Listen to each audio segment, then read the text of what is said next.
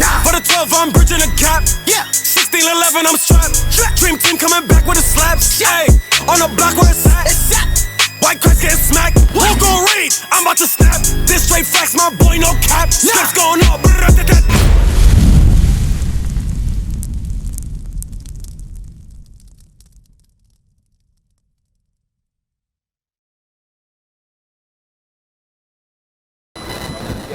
Alright, so there's nowhere in the Bible that you're gonna read that Christ is a white man. Right. Nowhere, right? And the reason that's important because the true depiction of Christ also matters to who his people is and who he died for on the cross. Right. You understand? So when they changed that image to this, it also changed who Christ came to die for and who is God's people. Alright? Hey, what's going on, sis? What's your name? Ashley. Alright? So what we going over today, because Julio G, right? He was saying that this is the image of Christ. Alright? And I was telling them, when they changed the image of Christ from what you see on the far right to this, it also changed who he came to die for and also who's his people. Would you agree? Alright? Where can you find Christ as a white man in the Bible? You can't. Alright? Julio, likewise, you can't. Alright, I'm going to show you what Christ looked like. Then I'm going to show you who he died for. Then I'm going to show you who his people are. Alright? Give me that revelation, right? This is what Christ looks like. Right? Like Julio was saying. The book of Revelation, chapter 1 and verse 1. The revelation of Jesus Christ. So the root word is the revealing. It says the revealing of Jesus Christ. Which God gave unto him to show unto his servants things which must shortly come to pass. And he sent and signified it by his angel unto his servant John. So he showed John things that must shortly come to pass, and he signified it, and he said, this is what it is, right? Now give me the description of Christ, Julio. All right? Because I can see, sis, you pro-black. You got a Malcolm X shirt. So being pro-black, it's important to know that Christ is not white, right? Let's find out. Verse 14, his head and his hairs were white like wool. So God, the Bible says, remember it says that God showed his servant, right? So God showed John Christ because Christ appeared to John, right? So he said his head and his hairs, when they held in his head and on his beards are white and woolly. Who has white and woolly hair, Julio, on the earth? Who has woolly hair on the earth? Who has woolly hair? Black people. Who else? If you go deep into Mexico, what are some of the people? The Aztecs, which is your ancestors, right? They got woolly hair, right? So black and Hispanics and Native Americans have woolly hair. Keep going. As white as snow, and his eyes were as a flame of fire. So it says there was white as snow. When we look at this picture, this image does not have woolly hair, nor does it have white hair like our grandparents, right? And nor is his eyes red. Keep going. And his feet like unto fine brass. So brass. So it says Christ's feet is brass. When we look at this man, does he have any brass color on him? No, Julio, he doesn't have any brass color. All right? What color is brass? Like a brown. Brown. Brownish gold. So it'll be like brown people. Black and brown. Right? When I look at both of you, you guys are close to brass. Black and brown. Right? You're not black like my boots are, right? You're more of a color of brass. But we're gonna find out how dark that brass was that when he's describing Christ's color. And his feet like unto fine brass, as if they burned in a furnace. As if they what? As if they burned in a furnace. Christ was so dark, it looked like he was burnt. That means there's no way in this earth that this man matched what the Bible said. That the Bible said God told him to put that in there. Right. So if God said, put the descriptions of my son in the Bible, why would they give us the image that has nothing to do with the Bible? Right. Because guess what? With that, The brainwashing. Guess what? When the Europeans came to this side of the world, how do you think you guys accepted Catholic and religion? The image of white. How do you think you accepted that? From the Italians, from the people in Europe. Just like us, how do we think we accepted this white image? Because of the slaves. The slaves. Guess what? Both of our people were slaves. That's the only book they let us read was the Bible. No, they didn't let us read the Bible. They let us read a version that they created. You ever heard of the slave Bible? The slave Bible took out all the verses that connected us to the Bible. Remember what I said? I'm going to show you that Christ is black and who he died for and who his people are. So that's the reason why they had a specific version of the Bible so we could read, continuing the brainwashing. Now, it says the Christ was black, right? Let's see who he died for, right? Because according to what so-called Europeans, Caucasians, when they enslaved us and beat the white image of Christ and religion into us, they said everybody can be saved, that Christ died for everybody. But let me ask you a question. Do our people suffer? Hell yeah. Do your people suffer? Do white people suffer? Barely. Barely? Who runs the world? White people. Who make the rules? White people. So where did they need saving from? Right. Nothing. Here you go, nothing. All right, let's read. Matthew chapter 15 and verse 24.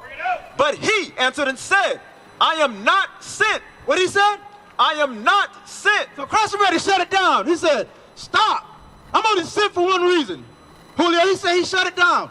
If they would have read the Bible, they would have known that whatever they was teaching us was a lie. If we were able to read during the time of slavery, once we read this verse, we were like, hold up. Christ just shut it down and said, but I'm only sent. That means he's going to specify who he's sent for, Julio. That means he's going to specify who he's sent for. Read.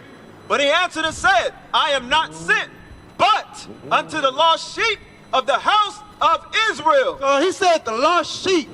Let me ask you, what's your nationality? Black. When you apply for a passport and you said I'm black, give me a passport to the country black. Are you gonna get one? You're not. So guess what? You lost because you don't know your nationality. Right. All right. What's your nationality? Chicano. Where'd you get that Chicano from? Mexican American. Do you think that's what the Aztecs is calling themselves, Chicano? Wait. What culture or tradition do you keep of your forefathers? Native American and African. No. What traditions? What tradition or culture do you keep? Shit. Nothing. We're lost. That's what he was saying. He said, I'm only sent to the lost sheep of the house of Israel, meaning the people that don't know who they are. The people that are lost on this earth calling themselves Chicano, Julio, calling themselves black. Because we don't have a country called Chicano. We don't have a country called black. He said, I'm only sent for the lost sheep of the house of Israel. Now I'm going to show you. Who do you think the lost sheep of the house of Israel is according to the Bible? Us. Can you prove it? No. Can you prove it? All right, I'm going to show you. So next time when you go home, open the Bible, all right? We got our website. You can go back and actually do your own research and see and prove that, whoa, I'm the lost sheep of the house of Israel. All right, give me Deuteronomy 28 and 43, the signs, right? Because I'm going to show you. He said, I'm only sent to the lost sheep of the house of Israel. The house of Israel, right, that they shall be upon thy seed for. All right, listen to what the Bible said. Deuteronomy chapter 28, verse 46. And they shall be upon thee for a sign. So the Bible said, they shall be upon thee for a sign. Julio, what do you think that they and a sign is talking about? All the people. Okay. What about you, sis? What do you think the day and the sign is talking about? Specific nationality. Okay. Specifically the people of color. Okay. I like both of your answers, but I'm going to give you a more definite answer based on the Bible. Give me Deuteronomy 1 and 1. Remember, Christ said, I'm only sent for the lost sheep of the house of Israel. Let's see who the day and the sign is related to. All right, Deuteronomy 1 and 1. Deuteronomy chapter 1 and verse 1. These be the words which Moses spake unto all Israel. So that's the lost sheep of the house of Israel. So these be the words that Moses spake unto the all Israel. Remember, Christ said he only came for the lost sheep of the house of Israel. All right, now go back to Deuteronomy 28:15. Remember, it says they and for a sign. Deuteronomy chapter 28, verse 15. But it shall come to pass, if thou wilt not hearken unto the voice of the Lord thy God, to observe to do all his commandments and his statutes which I command thee this day, that all these curses. Now what? That all these curses. Pay attention, he said curses. Shall come upon thee and overtake thee. God says curses is going to be upon you and overtake you, house of Israel. So the day is the curses. The sign is who the lost sheep are. Because the sign is going to identify who is lost so they can be found. Right. You understand, sis? You understand, Julio? All right. What's the connection between blacks and Hispanics? What happened to both our people? We were taken over by the Europeans. We were taken over by the European. What you say? We were slaves. What else? Go to him. I can't think of it. All right. How did they take us and bring us over here? And we are Shit. slaves. We are slaves. We're still slaves, like the officer said.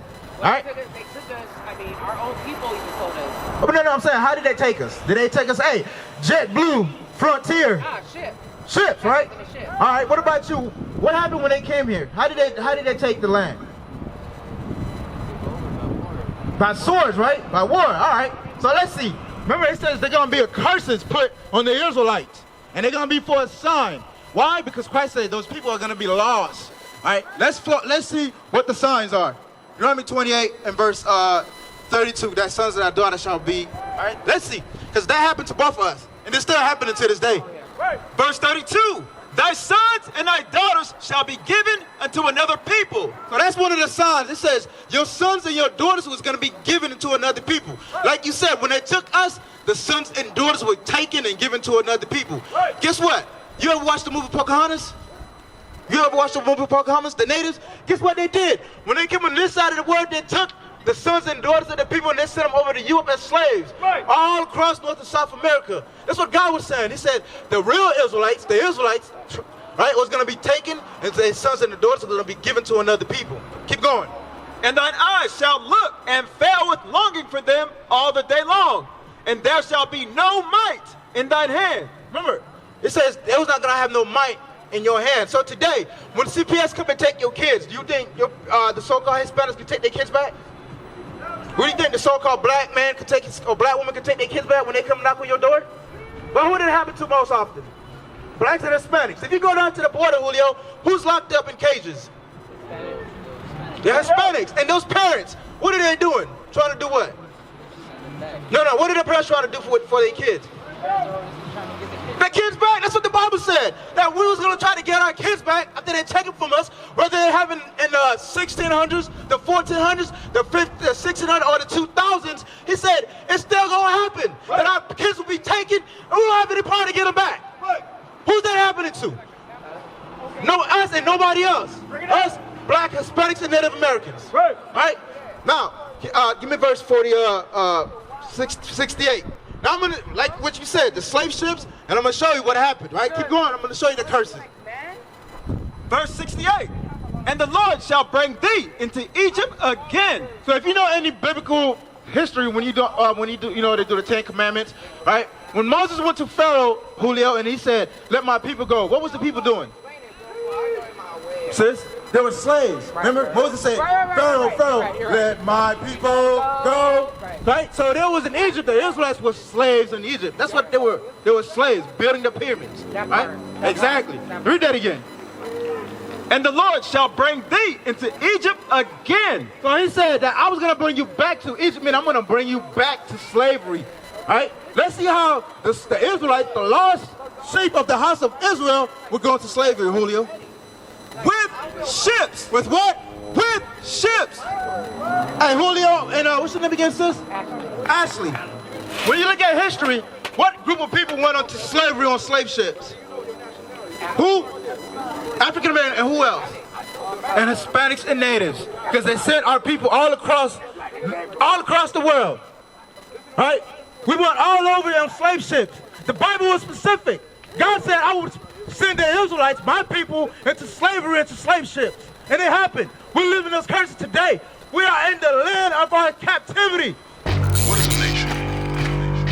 Nation is family. Nation is community. Nation is men leading by example. Nation is women's support. Nation is children with role models. Nation is unity. Nation is